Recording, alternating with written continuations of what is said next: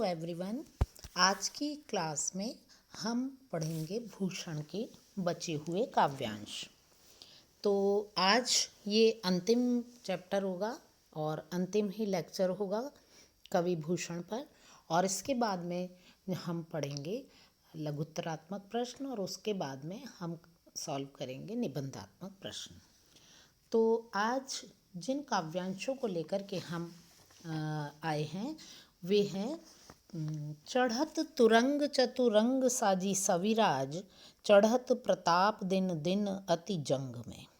चढ़त तुरंग चतुरंग साजी सविराज, चढ़त प्रताप दिन दिन अति जंग में। भूषण चढ़त मरहट चित्त चाऊ चारू, खग खुली चढ़त है अरिन के अंग में।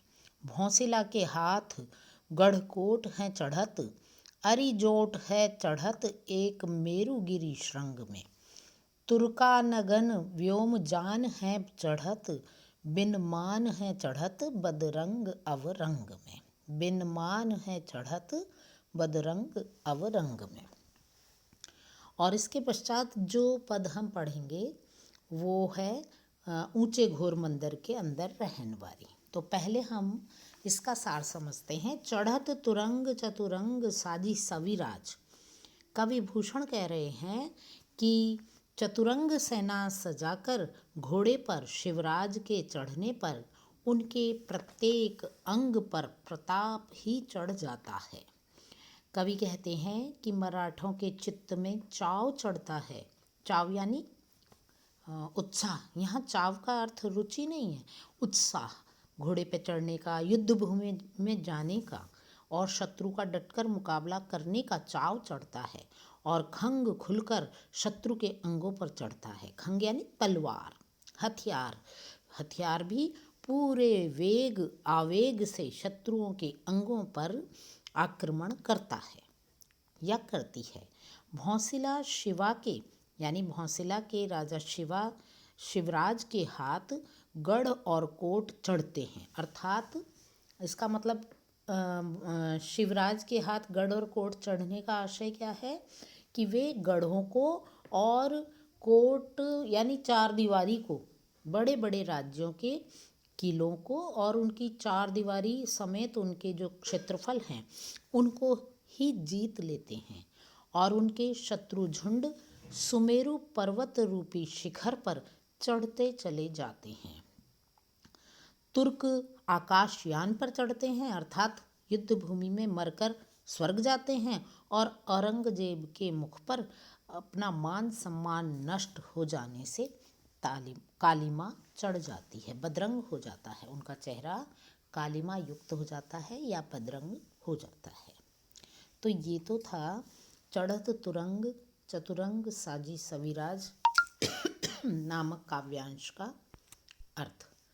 और अब जो काव्यांश हम लेकर के आए हैं वह काफ़ी रुचिकर है और बहुत ही प्रसिद्ध भी है। ऊंचे घोर मंदिर के अंदर रहन वारी, ऊंचे घोर मंदिर के अंदर रहाती हैं। कंद मूल भोग करें, कंद मूल भोग करें। तीन बेर खाती तेवे, तीन बेर खाती हैं। भूषण शिथिल अंग, भूषण शिथिल अंग। विजन डुलाती तेवे, विजन डुलाती हैं। भूषण भनत शिवराज वीर तेरे त्रास, नगन जड़ाती तेवे, नगन जड़ाती हैं।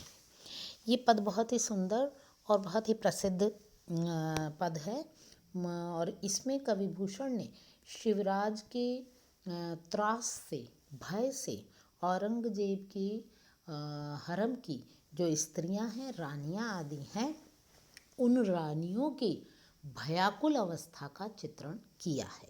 बड़ा चित्रण बहुत ही मार्मिक और स्वाभाविक बन पड़ा है कि वे औरंगजेब की वे स्त्रियां जो ऊंचे अट्टालिकाओं में रहती थीं, अर्थात ऊंची अट्टालिकाओं महल आदि में रहने वाली औरंगजेब के हरम की रानियां अब शिवराज के डर से घोर गुफाओं के अंदर रहती हैं, ऊंचे घोर मंदिर के अंदर रहती हैं। मंदिर यानी यहाँ पर गुफाओं के अंदर यानी कि गहरी और सुरंगी गुफाओं के अंदर, गहरी और सुरंगी कहने का आशय यह है कि जितनी गहरी और लंबी सुरंग होगी वहाँ शत्रु का पहुँचना मुश्किल हो जाएगा। इस दृष्टि को मद्देनज़र रखते हुए, सुरक्षा की दृष्टि को समझते हुए गहरी गुफाओं में रह रही हैं।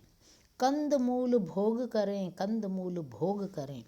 वे रानियाँ जो सार पदार्थों का भक्षण ही किया करती थी, वे अब कंदमूल यानी कि ज़मीन में उगने वाले कंदमूल फलों को खा करके अपना समय व्यतीत कर रही हैं।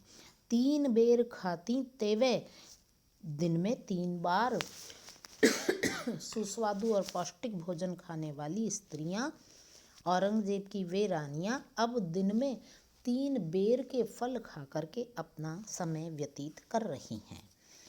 कवि भूषण कह रहे हैं कि इतना ही नहीं, जिन रानियों के अंग प्रत्यंग आभूषणों से सुसज्जित रहते थे और जिनके अंग प्रत्यंग आभूषणों के बोझ के कारण शिथिल हो जाते थे, थकान का अनुभव करते थे, वे स्त्रियां अब यत्र तत्र शिथिल होकर के जो है घूम रही हैं या अपना समय शिथिलता से निकाल रही हैं। विजन डुलाती तेवे, विजन डुलाती हैं। वे रानियाँ जो दास दासियों से पंखे डुलवाया करती थीं, वे अब विजन स्थान, विजन, वि यानी रहित के अर्थ में, जन रहित सुनसान जगहों पर अपना जीवन बिता रही हैं, डोल रही हैं। ऐसे सुनसान रास्तों पर जंगल जंगल घूम रही हैं। भूषण भनत शिवराज वीर तेरे त्रास। कवि कह रहे हैं कि हे शिवराज, तू महापराक्रमी वीर है, तेरे डर के कारण नगन जड़ाती तेवे नगन जड़ाती हैं।